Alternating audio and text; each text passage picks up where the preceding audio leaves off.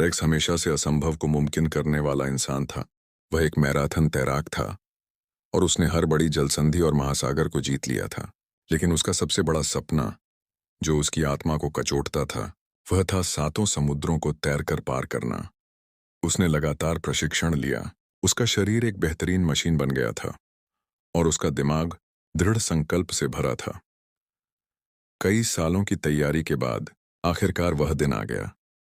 Racks Arctic महासागर के बर्फीले पानी में कूद पड़ा और अपनी विशाल यात्रा शुरू की।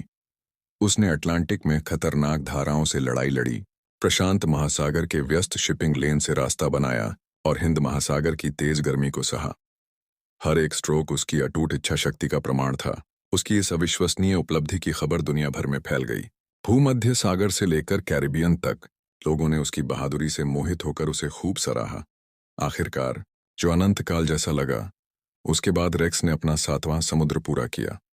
थका हुआ लेकिन विजयी, वह दक्षिण चीन सागर के गंदे पानी में सतह पर आया और उसे उम्मीद थी कि वहां जयकार करती भीड़ और इंतजार करती नावें होंगी।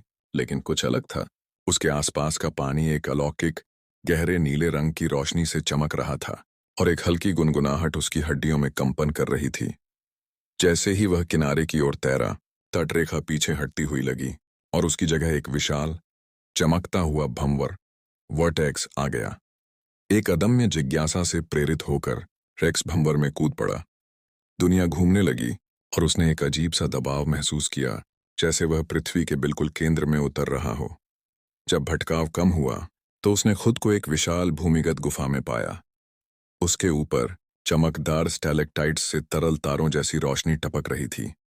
नीचे एक 8वां समुद्र फैला हुआ था, जिसका पानी बैंगनी, हरे और नीले रंगों का एक लुभावनी बहुरूप दर्शक था, जो गहराई में नाचते हुए अज्ञात बायोल्यूमिनेसेंट जीवों से भरा था। ये कोई साधारण समुद्र नहीं था। यह एक छिपा हुआ महासागर था जो पृथ्वी की टेक्टोनिक प्लेटों के नीचे स्थित था। एक गुप्त दुनिया जिसे मानवता ने छुआ तक नहीं था। रेक्स, पहला इंसान जिसने इसे अपनी आंखों से देखा था, पूरी तरह से विस्मय में था। उसने घंटों बस तैरते हुए इस भूमिगत चमत्कार की अकल्पनीय सुंदरता को आत्मसात किया। जब वह आखिरकार सतह पर आया तो वह भ्रमित था, लेकिन उसमें विस्मय की एक नई भावना थी। दुनिया का मीडिया उग्र हो गया था। उसकी कहानी, जो पहले से ही उसके साथ समुद्री मैराथन के लिए पौराणिक थी, अब एक अभूतपूर्व वैश्विक घटना बन गई। रेक्स ने 8वें समुद्र की खोज की। सुर्खियां चिल्ला रही थीं। वैज्ञानिक, भूवैज्ञानिक और खोजकर्ता उस स्थान पर उतर आए जहां उसने वर्णन किया था, असंभव को समझने के लिए बेताब थे। रेक्स, जो कभी सिर्फ एक उल्लेखनीय